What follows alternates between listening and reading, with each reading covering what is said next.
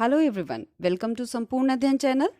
Today I'll discuss about a very important topic of the Parliament of India, which is power and functions of Parliament. Here I want to underline one thing, that for better understanding of this topic, watch my previous videos of Parliament of India. Its links are given in description box, and you can also visit channel page and playlist. I'll cover power and functions of Parliament in few parts of this and upcoming videos so that you can get full insight. And this topic is really important for students. Even I believe, being a citizen of a democratic country, everyone must aware about this power and functions. I also request to the students that tell these powers and functions of the Parliament to their elders as well, and it will give you a chance to command over the topic, right? So let's start. As we all know that the Parliament of India is bicameral legislature. It consists of two houses, upper house which is known as Rajya Sabha and a lower house which is known as Lok Sabha. These two houses of Parliament are not competing centers of powers, but they are co-partners in the functioning of the government. In fact, Parliament of India make laws for the country with the help of his both chambers, and the law which are passed by the Parliament and then got assent of the President is applicable in the whole country. Although the primary functions of the Parliament is legislation, but our Parliament has to perform a series of other functions too. So now we will look at the major powers and functions of the Indian Parliament.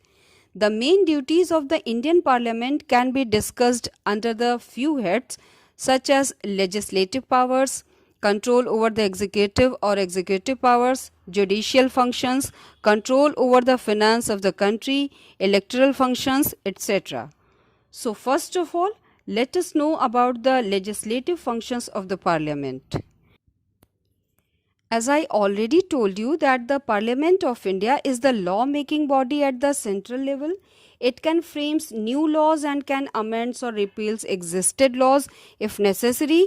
Even all bills other than the money bill can originate in any house of the Parliament. And as we know that no bill can become a law unless agreed to by both the houses. But in case of disagreement, the President may summon both the houses of Parliament in a joint meeting, and at the joint sitting, issues are decided by a majority of the members of both the houses present and voting.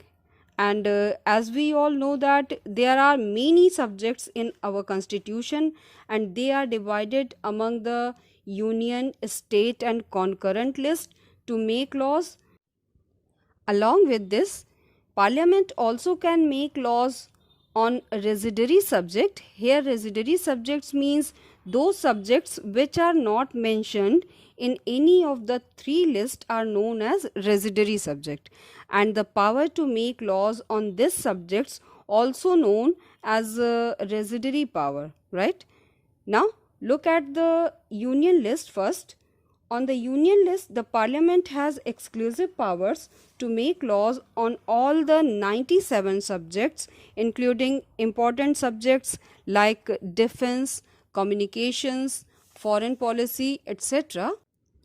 But Parliament can also make laws along with the state legislative assemblies on the 47 subjects listed in the concurrent list. But if there is a conflict between the Union Parliament and the state legislature on any law in this list, then the Union law will prevail. Okay, and remember it. Now look at the state list. So, on the 61 subjects which are mentioned in the state list, normally each state legislature can legislate, and such laws operate within the territory of that state. And the main subjects of the state list are police, agriculture, hospitals, and dispensaries, roads, etc. But Parliament can also enact laws on this 61 subjects on the state list in certain circumstances, such as if the Rajya Sabha passes a resolution with two-third majority to the effect that the particular subject in the state list has assumed national importance. And the second condition is when two or more states request the center to pass a law for them on a subject given in the state list, then the parliament may make an act on that subject, but that law would be applicable only to the consenting states.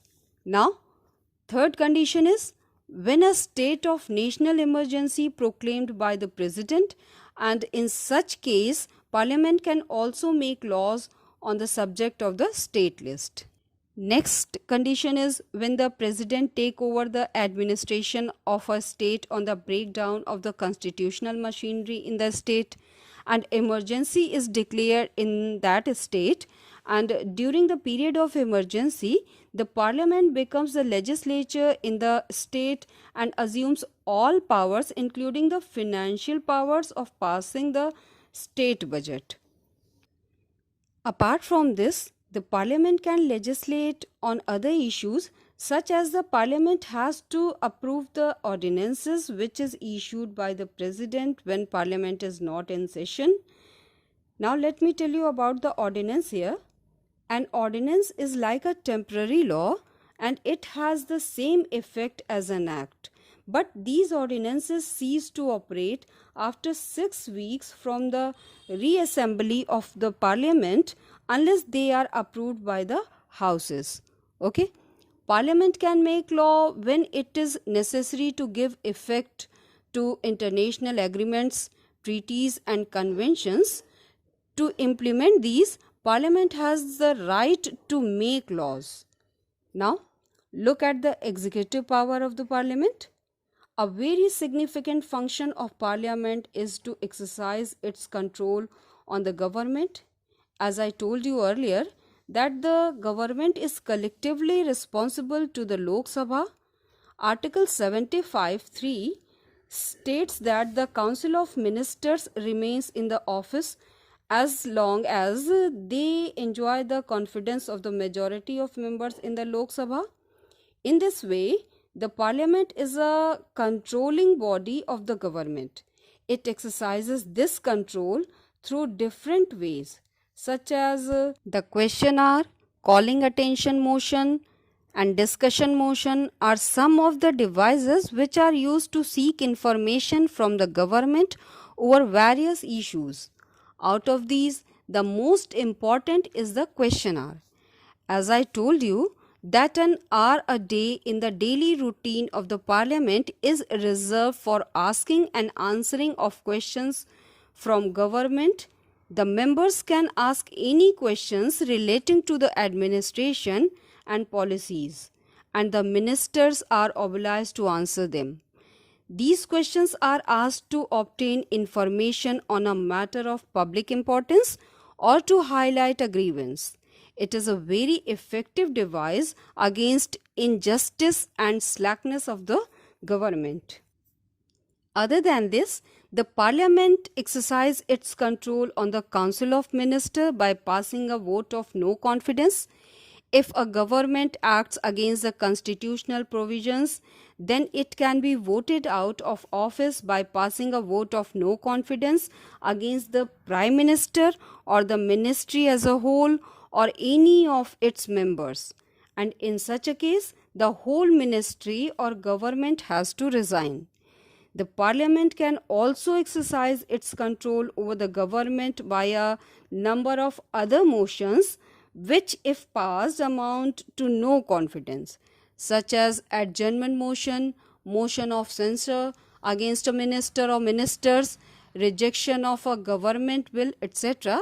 So these motions are also very important device of the parliament. To exercise its control on the executive, the parliament can hold the string of the government tight by voting a cut in the annual or supplementary budget. It also appoints the Public Accounts Committee to ensure that public money is spent in accordance with the Parliament's decisions. It also examines of the Comptroller and Auditor General of India. So, in this video, we have covered legislative and executive power of the Parliament in detail. Now, in the next video, I will discuss about other remaining powers and functions of the Parliament. So please subscribe the channel and press bell icon to get notification on further uploads. Also visit the channel page. Thanks for watching. Keep learning and keep growing.